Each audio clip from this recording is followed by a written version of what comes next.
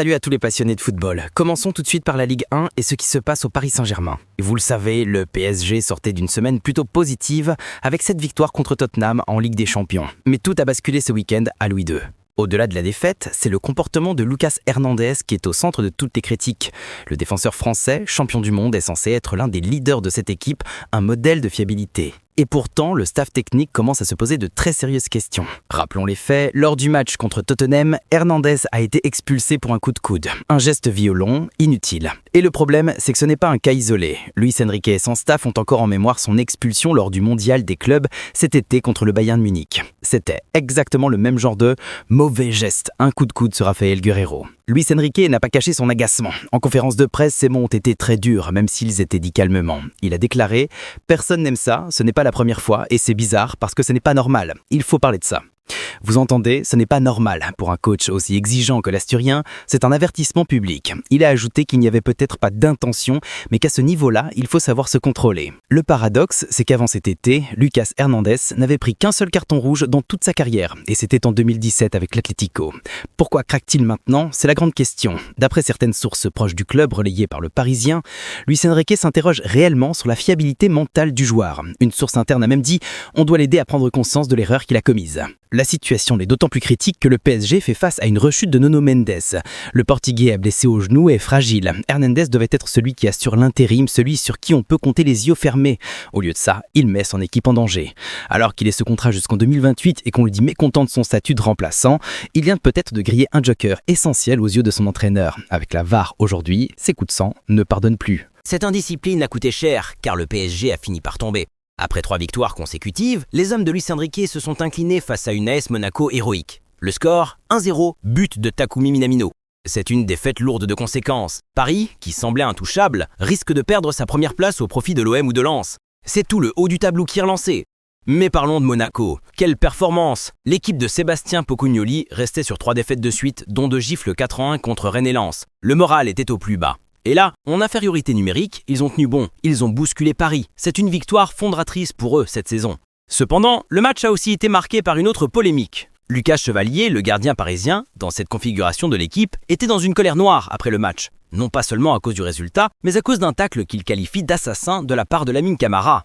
Chevalier estimait avoir eu beaucoup de chance de ne pas finir à l'hôpital. C'est rare de voir un gardien aussi remonté contre un adversaire direct après le coup de sifflet final. Mais les images sont là. L'intégrité physique d'un joueur est un sujet sensible, et quand la frustration de la défaite s'ajoute à la peur de la blessure, ça explose. Petite parenthèse surréaliste pour finir sur ce match. Paul Pogba était présent. Après la rencontre, il est allé s'adresser aux supporters monégasques pour sa première au stade Louis II. On a assisté à un échange lunaire avec le porte-parole des supporters. On sent que Pogba cherche à reconnecter avec le public, mais la scène, un peu décousue, témoigne aussi de l'atmosphère électrique qui régnait ce soir-là sur le Rocher. Quittons la France pour l'Espagne, car là-bas c'est encore plus chaud. On parle d'une crise interne au Real Madrid. Oui, vous avez bien entendu. Le Real est pourtant en tête de la Liga, avant ce week-end. Bien parti en Ligue des Champions. À des stars comme Mbappé, Vinicius, Bellingham. Alors quel est le problème? Le problème, selon la presse espagnole, c'est Xabi Alonso. L'entraîneur basque serait au centre de toutes les critiques. On parle d'une relation tumultueuse avec certains cadres du vestiaire, et pas des moindres, Vinicius Junior et Federico Valverde. La situation est telle que des rumeurs évoquent même la possibilité d'un départ d'une star si Xabi Alonso reste, ou inversement, un départ précipité du coach. Prenons le cas de Fede Valverde. La presse affirmait qu'il ne supportait plus les méthodes de management d'Alonso. Le joueur a dû sortir du silence. Sur ses réseaux sociaux, après la victoire contre l'Olympiakos, il a publié un démenti formel. Nous sommes plus unis que jamais, le coach a toujours été à mes côtés. C'est le genre de message qu'on publie pour éteindre un incendie. Mais comme on dit, il n'y a pas de fumée sans feu. Si un joueur cadre doit justifier publiquement l'ambiance du vestiaire, c'est que la tension est réelle. Et cette tension se ressent sur le terrain. Ce dimanche, le Real Madrid a encore lâché des points. Un match nul 1-1 contre Girona, la lanterne rouge, vous imaginez? Malgré un but de Kylian Mbappé, la prestation a été jugée brouillonne.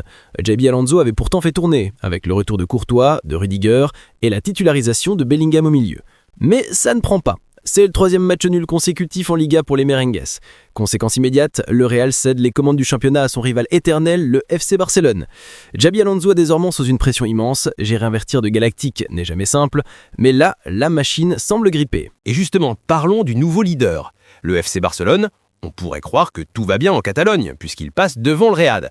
Mais détrompez-vous, l'ambiance est peut-être encore plus dramatique qu'à Mazachud. L'image du week-end, c'est Hansi Flick. L'entraîneur allemand est apparu au bord des larmes après le match contre Alaves. Pourtant, le Barça a gagné 3-1. Alors pourquoi cette détresse? Parce que Hansi Flick est un perfectionniste et qu'il voit ce que le tableau d'affichage ne montre pas. Il a été vu abattu sur son banc, réconforté par son capitaine Rafinha. En conférence de presse, il a avoué que Rafinha lui avait promis « Nous allons nous améliorer ». Selon le journal Sport, Flick a disjoncté intérieurement. Il est encore traumatisé par la gifle reçue contre Chelsea aux 0-3 récemment.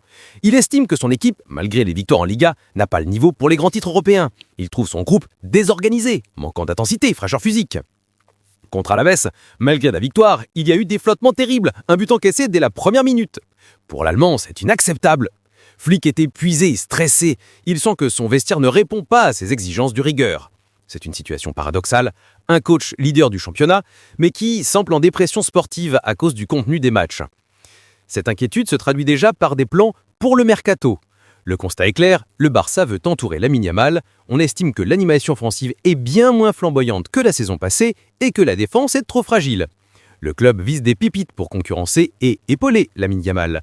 Le SAF cherche des renforts à chaque ligne, un défenseur central, un remplaçant pour Robert Lewandowski et des ailiers percutants. Malgré les finances délicates du club, l'été prochain s'annonce très agité. Flick sec avec l'effectif actuel, aller chercher la Ligue des Champions sera mission impossible. Pour finir sur une note un peu plus positive, un petit mot sur la Ligue 1 et l'Olympique lyonnais. Pendant que Paris doute et que Monaco célèbre, l'OL fait son chemin. En clôture de la 14e journée, les Gones ont écrasé Nantes 3-0. Certes, Nantes a été réduit à 10 avant la pause, mais Lyon a fait le travail. Cette victoire est cruciale, elle permet à l'OL de remonter à la 6e place. Ils reviennent à seulement 5 points de l'OM et 6 du PSG. C'est la preuve que dans le championnat, tout va très vite. Lyon, qu'on disait moribond il n'y a pas si longtemps, est en train de se relancer complètement dans la course à l'Europe, profitant des faux pas des leaders.